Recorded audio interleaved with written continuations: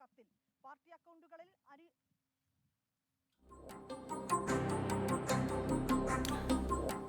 കരുവന്നൂരിലൂടെ സിപിഐഎമ്മിന് മേൽ പിടിമുറുക്കിയ enforcement directorate. CPIM അക്കൗണ്ടുകൾ ആദായനികുതി വകുപ്പിന്റെ നിരീക്ഷണത്തിലെന്ന് ഇഡി. അക്കൗണ്ട് വിവരങ്ങൾ സംബന്ധിച്ച് തെരഞ്ഞെടുപ്പ് കമ്മീഷന് ഇഡി നൽകിയ കത്തിലാണ് ഈ വിവരങ്ങൾ ഉള്ളത്. അസ്വാഭാവിക ഇടപാട് കണ്ടെത്തിയാൽ ഉടൻ നടപടിയെടുക്കാനാണ് നീക്കം. തൃശൂരിലെ പാർട്ടി അക്കൗണ്ടുകളിൽ 99% വെളിപ്പെടുത്താത്തതാണെന്നും ഇഡി കത്തിൽ വ്യക്തമാക്കി. അതേസമയം ഇഡി നടപടിക്കെതിരെ കടുത്ത വിമർശനവുമായി മുഖ്യമന്ത്രി രംഗത്തെത്തി. ബാങ്ക് അക്കൗണ്ട് നോക്കിയല്ല സിപിഐഎമ്മിന്റെ പ്രവർത്തനമെന്ന് മുഖ്യമന്ത്രി പറഞ്ഞു. അക്കൗണ്ട് മരവിപ്പിച്ചത് കടുത്ത അബദ്ധമാണെന്നും മുഖ്യമന്ത്രി. ബാങ്ക് അക്കൗണ്ടിൻ്റെ ഭാഗമായിട്ട് പ്രവർത്തനങ്ങൾ നടത്തുന്നുണ്ട്. അതിൻ്റെ ആവശ്യത്തിനാണല്ലോ ബാങ്കിൽ അക്കൗണ്ട് വെക്കുന്നത്. പക്ഷേ തെരഞ്ഞെടുപ്പ് പോലുള്ള കാര്യങ്ങളെന്ന് പറയുന്നത് നാട്ടുകാർ വോട്ട് മാത്രമല്ല ഞങ്ങൾക്ക് തരിക, അതിൽ ധാരാളം പൈസയും നാട്ടുകാർ തരും. തെരഞ്ഞെടുപ്പിൻ്റെ ആവശ്യത്തിനുള്ള ചിലവൊക്കെ നാട്ടുകാർ തരുന്ന പൈസയുടെ ഭാഗമായിട്ടാണ് ഞങ്ങൾ നിറവേറ്റി പോകുന്നത്. അങ്ങനെ നടത്തുന്നൊരു പാർട്ടിയെ, അവിടുത്തെ പ്രവർത്തനത്തെ നിർവീര്യമാക്കാം ഇതുകൊണ്ട് എന്ന് BJP കരുതിയിട്ടുണ്ടെങ്കിൽ അത് കടുത്ത അബദ്ധമായിപ്പോയി. അതേസമയം കരുവന്നൂർ സഹകരണ ബാങ്ക് തട്ടിപ്പ് കേസിൽ സിപിഐഎം തൃശൂർ ജില്ലാ സെക്രട്ടറി MM വർഗീസും മുൻ MP PK ബിജുവും ഇഡിക്ക് മുന്നിൽ ഹാജരായി.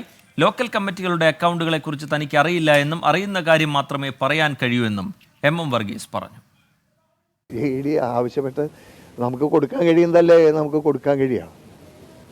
ഇല്ലാത്ത കാര്യം കൊടുക്കാൻ പറ്റുമോ? നമ്മുടെ കൈവശം ഇല്ലാത്ത രേഖകളോ അല്ലെങ്കിൽ കാര്യങ്ങളോ നമുക്ക് കൊടുക്കാൻ കഴിയില്ല. നമുക്കിതിലെ ഒരു ഭയപ്പാടിൻ്റെ പ്രശ്നമില്ല, ഒന്നും മറച്ചു വയ്ക്കേണ്ട കാര്യമില്ല.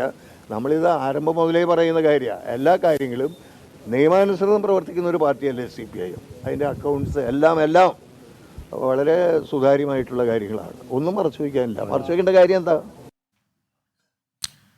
വിനീത VG ചേരുന്നുണ്ട് വിവരങ്ങളുമായി. വിനീത, ജില്ലയിലെ പാർട്ടി അക്കൗണ്ടുകളിൽ 99% വെളിപ്പെടുത്താത്തതാണ് എന്ന് ഇഡി കത്തിൽ വ്യക്തമാക്കുന്നുണ്ട്. ഈ കത്തിന്റെ ഉള്ളടക്കം എങ്ങനെയാണ്?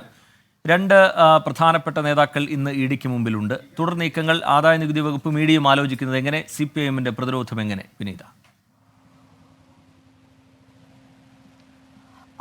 ഇതിലേറ്റവും പുതുതായി നമുക്കിപ്പോൾ അറിയാൻ കഴിഞ്ഞിരിക്കുന്നത് ഈ ഇഡി നൽകിയ കത്തിൽ പരാമർശിക്കുന്ന അക്കൗണ്ടുകൾ, അതായത് 99% പാർട്ടിയുടെ അക്കൗണ്ടുകൾ വെളിപ്പെടുത്തിയിട്ടില്ല എന്നാണ് ഇഡി ഈ കത്തിൽ വിശദമാക്കുന്നത്.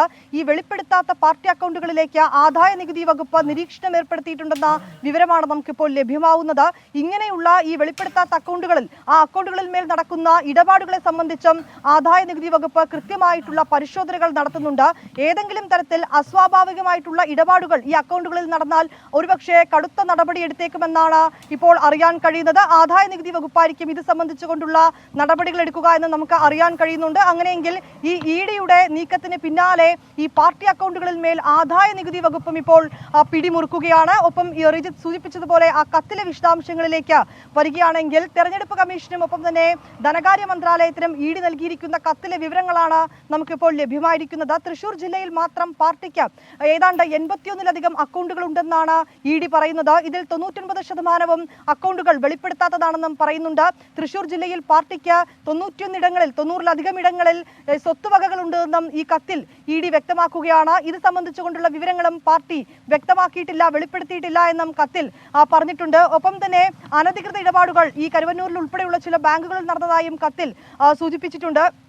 അതിൽ പ്രധാനമായും പറയുന്നത് കരുവന്നൂരിന് സമാനമായിട്ടുള്ള ക്രമക്കേട് കേരളത്തിലെ 12 ബാങ്കുകളിൽ നടന്നിട്ടുണ്ടെന്നാണ് ഇഡിയുടെ കണ്ടെത്തൽ. ഈ 12 ബാങ്കുകളുടെയും പട്ടിക ഉൾപ്പെടെ ചേർത്തുകൊണ്ടാണ് റവന്യൂ ഡിപ്പാർട്ട്മെന്റിനും ധനകാര്യ മന്ത്രാലയത്തിനും തെരഞ്ഞെടുപ്പ് കമ്മീഷനും ഒക്കെ ഇഡി നൽകിയിരിക്കുന്ന കത്തിൽ പറയുന്നത്. ഈ കരുവന്നൂർ കേസുമായി ബന്ധപ്പെട്ട് ഇന്ന് CPM നേതാക്കളെ ഇഡി ചോദ്യം ചെയ്യുകയാണ്. MM വർഗീസും PK ബിജുവും രാവിലെയോടുകൂടി തന്നെ കൊച്ചിയിലെ ഇഡി ഓഫീസിൽ ഹാജരായിട്ടുണ്ട്. ഇരുവരുടെയും ചോദ്യം ചെയ്യാൻ